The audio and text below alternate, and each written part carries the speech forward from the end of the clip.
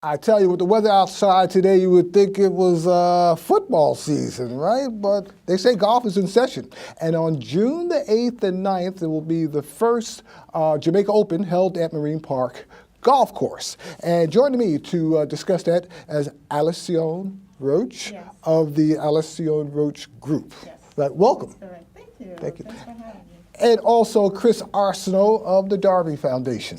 Thanks for coming. Thank you. First thing, how did this all come about, and how did you guys join forces? Anybody? Go ahead and lead.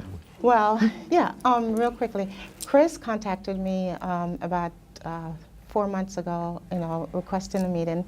And, after several requests, I've been busy with so many things, I finally met with him. And so he wanted to talk about putting together some golf gears, in particular golf bag. And so he had to design a golf bag, but he wanted to focus on the Caribbean. And so I introduced to him the colors of the Jamaica flag. And from there, I realized that he's a golf pro, so we started talking about the game of golf. I was involved for several years with a celebrity golf tournament with Steve Harvey in Jamaica. And so Chris had known that bit of information. So he mentioned it to me, and he says, why don't we collaborate on a golf tournament? I know that, you're heavily involved with the Jamaican community, and you do a lot with regards to golf. And so we started talking about formulating a relationship. And also, you deal with a lot of A-listers, right? As far as entertainers, yes, that sort of thing. Correct. Right. Chris? Yeah. Well, and I know your role in golf. I mean, you're all over the place here throughout New York City. I mean, up and down, the East Coast when it comes to golf. Yeah, eat, sleep, drink, swing, all of it. So the idea basically is to collaborate, to come together and, join forces to bring something different to the community. Golf itself, when you think about the masses, you think the seriousness of the game. And our culture has been behind the 8 ball for years. We had to figure out something. I said, if I'm going to go out there swinging, I got to come, So it's a godsend to have her, doing this, coming together with us and putting it together. Now, we're in Brooklyn. Why not the Brownsville Open? Why not the Bed-Stuy Open, the Bensonhurst Open, Bay Ridge Open? Why Jamaica? Well, we had a tournament in Jamaica called the Jamaica+Open, and it was a magnificent tournament. Went on for many years.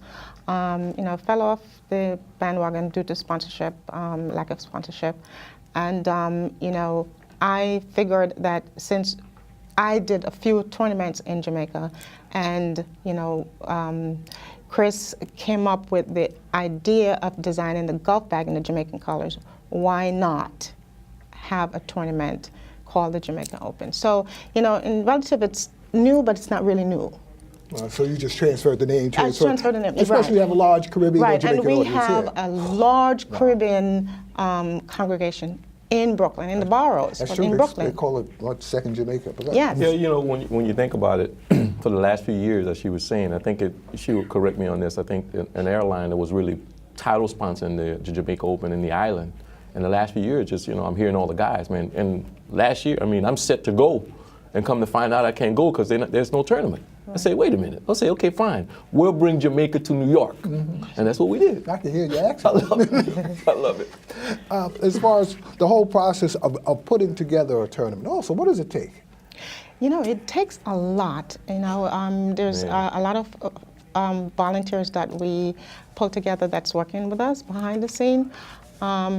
We just incorporate a project manager because it's actually a 2-day event. It's a golf event. The first event is going to be on Sunday, and that's called Reggae on the Green. That's a concert? It's a concert type thing. We have a live band, actually the best band out of Jamaica that's based here in New York and Florida. And we have also a DJ. We're going to have fun things for the kids and for the wives as well. So you're planning basically the events. You're planning the game.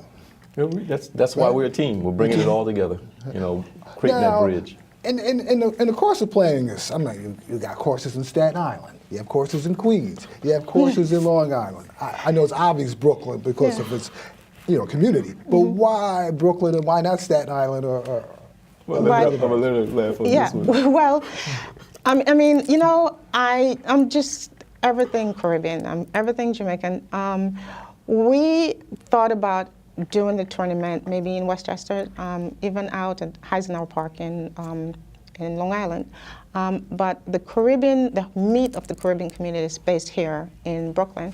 And as a matter of fact, 2 days ago, I received a call from a manager of a golf course in Staten Island. Lorette?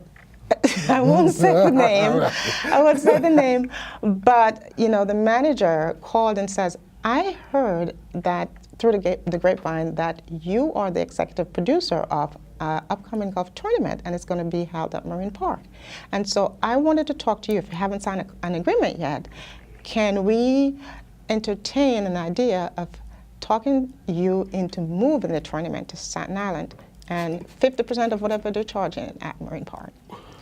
So, and while I appreciate these calls, the meat of our Caribbean fraternity is based in Brooklyn. That's true. That's true. Yes.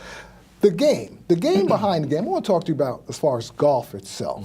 To get on circuit, to get on the tour, people talk to us about, especially, in the black community, as far as playing the game, getting on the course. A lot of business deals are made on the golf course. I get all that.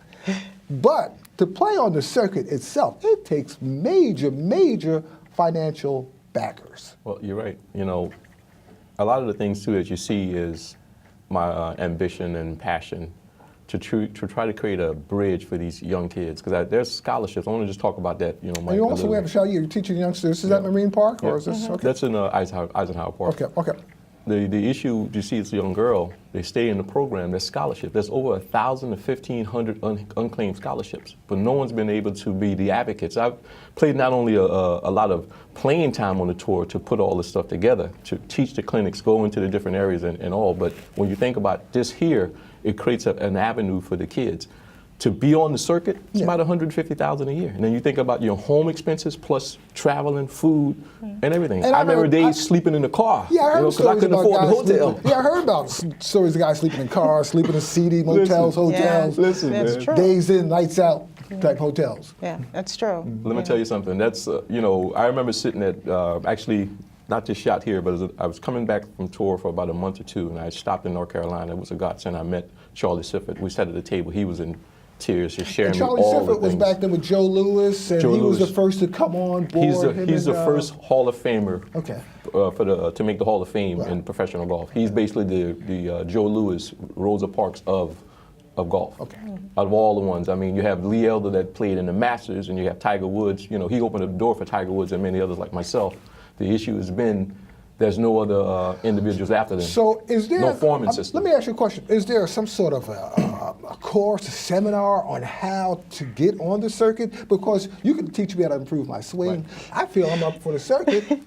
Where do I go? I mean, do I go to someone like you? Do I go to you? Hey, how do I get hooked? Do I get Coca-Cola? Do I get Nike? Do I get Reebok? What? Well, the issue has been, Mike, is talking about going to, again, I'll see and close on that message as well.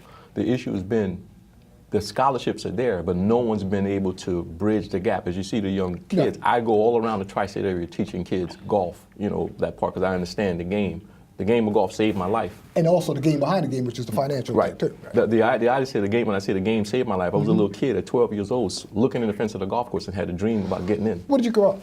Louisiana. Okay. It's amazing, huh? Jamaica and Louisiana. Can you imagine that? Different ships, but different varied sports, right? I want to share this. Okay. She shared something with me that really touched me, and I just let everybody to know. She said, "You imagine leaving your family, of all your friends and family, and coming to a foreign land and country and doing successful? It's a godsend for us to be sitting together and now creating these avenues for everyone. This is not just a thing; it's an all culture thing.